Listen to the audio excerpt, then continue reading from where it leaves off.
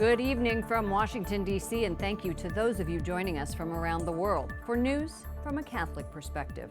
I'm Lauren Ashburn. President Trump's pick for the Supreme Court isn't wasting any time. He already hit Capitol Hill seeking support for his nomination. Judge Neil Gorsuch shakes hands with Senate Republican leader Mitch McConnell, who praised him for his long record of faithfully applying the law and the Constitution. We have team coverage. Jason Calvi is tracking developments for us on Capitol Hill tonight. But first, Wyatt Goolsbee joins us from the White House with more on the man who could influence the High Court for generations. Lauren, President Donald Trump's past life as a reality television star was on display last night. He began his primetime address asking the audience, was that a surprise? And today the president met with pro-life leaders from several groups, including the National Right to Life and the Susan B. Anthony list, to talk about the Supreme Court nominee. Today I am keeping another promise to the American people by nominating Judge Neil Gorsuch. With those words, President Trump ended weeks of suspense. I pledge that if I am confirmed, I will do all my powers permit to be a faithful servant of the Constitution and laws of this great country. If confirmed, the 49-year-old judge from the 10th Circuit Court of Appeals would be the youngest justice on the bench, and Gorsuch would impact the High Court for decades. He summed up his minimalist judicial philosophy and focus on impartial judgment last night.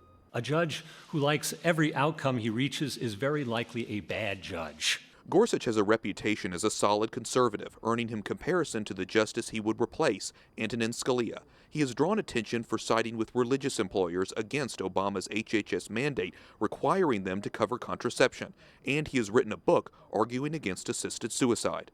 But Gorsuch faces a tough confirmation battle, with Democrats already vowing to oppose Trump's nominee before he made the announcement.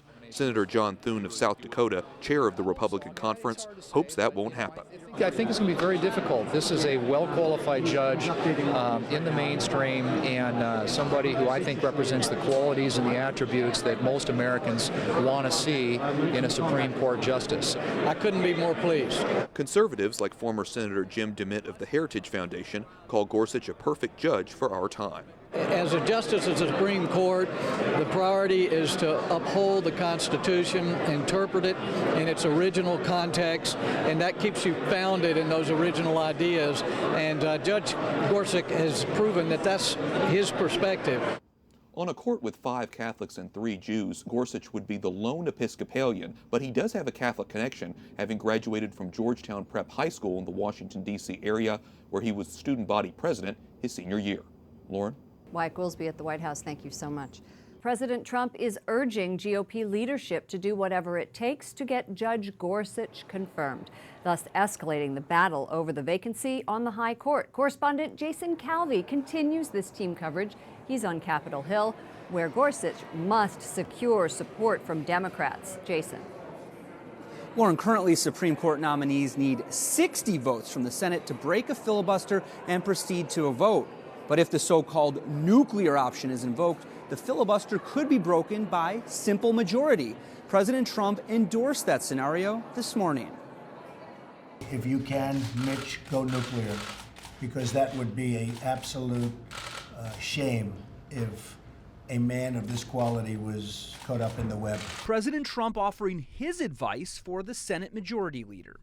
Senator Mitch McConnell hasn't said if he'd use the nuclear option, but he's been clear, one way or another, Gorsuch will be confirmed, just like when he became an appellate judge back in 2006. Not a single Democrat opposed Judge Gorsuch's confirmation. Meanwhile, Judge Gorsuch made the rounds on Capitol Hill today, joined by Vice President Mike Pence. Last night was the most important day in the Donald Trump presidency to date. Republicans are thrilled. Judge Gorsuch has a record of defending religious liberty in the Hobby Lobby case. He wrote powerfully about the importance of religious liberty. But Democrats are still fuming over Merrick Garland being sidelined last year. He was President Obama's pick to replace Justice Antonin Scalia. Some critics cite the nominee's opposition to assisted suicide. I'm especially troubled, and I look forward to meeting with the nominee with respect to his views of opposition to Oregon's Death with Dignity law. Others say they won't back a filibuster. They may not want to alienate Trump supporters. 23 Democrats are up for re-election in 2018, including 10 in states won by the president. Democrat Richard Blumenthal of Connecticut tells me it's important to keep the 60-vote requirement, forcing consensus on this lifetime appointment to the court. And Republican Senator Lindsey Graham says it would be a sad day if the rules were changed. Lauren? Jason, what's the next step for the judge? Well, Gorsuch will continue meeting with senators of both parties, and the chair of the Judiciary Committee, Chuck Grassley, tells me they'll have a hearing in about 6 weeks. Republicans would like to have Gorsuch confirmed by early April. All right, Jason Calvi reporting on Capitol Hill. Thank you, Jason.